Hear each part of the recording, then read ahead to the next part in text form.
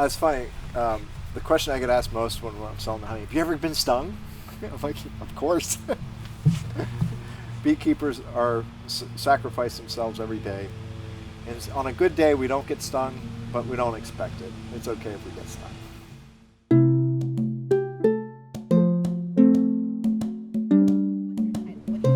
Hi, my name's Steve Byers, and I'm a beekeeper here in Delray Beach. Beekeeping is taking care of the bees and giving them a place to home and feel comfortable. We have anywhere between 50 and 75 hives at a time. Hives can be from healthy to sick to flourishing, and sometimes they die, but hopefully we keep them healthy. The queen is really critical to the hive, and she actually is, if she's not healthy, the hive's not healthy. Do bees love each other? You know, it's funny because as a beekeeper, we're trying to keep them from fighting, you know.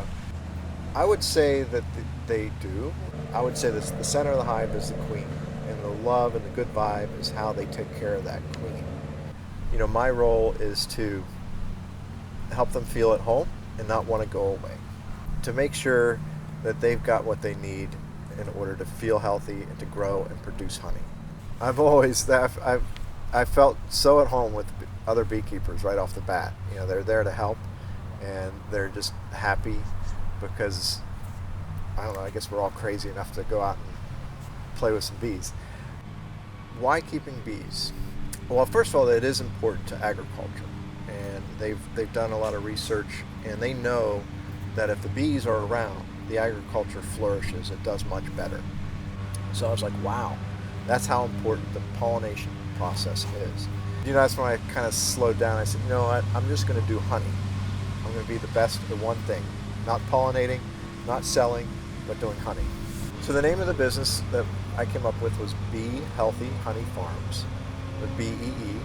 So it started with my neighbor saying, Steve, come over and check this out. I've got a beekeeper here who's taking a beehive out of my tree. And he dropped some comb to the ground. We picked up the comb, we were eating some honey, and I thought that was pretty cool. And we started talking, became friends, and I said, I'd like to buy a beehive off of you. And I pursued him for about 8 months before I finally got a beehive from him. That didn't go real easy. One beehive is not, I found out, is not the easiest thing to keep. And then pops up an ad on Craigslist of some guy from Virginia wanted to winter his bees in Florida so that they wouldn't be so cold. I'm like, hey man, bees need a vacation too. I invited him down, and he brought about 50 hives on pallets and pulls in the driveway, and bees everywhere.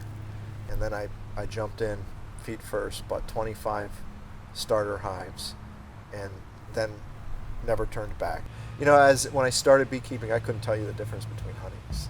I mean, this honey, that honey, this honey, and then finally people started pointing out orange blossom, the tupelo, the wildflower, and you begin to fine-tune your palate. Now that wildflower honey will have only a distinction between other wildflower honeys by the area that you harvest it from. Your Delray Beach wildflower honey in the wintertime may be a different flavor and pop than the Delray Beach wildflower honey from the summertime. It is special to me. We really enjoy the honey. We have it every day in our coffee and on our cereal. And you know, hey, we're out of honey. We just run down there and get it out of the bucket. So it's as natural as you can get right out of your own backyard.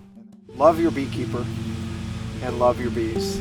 And support your local beekeeper if you can find them. And buy local honey.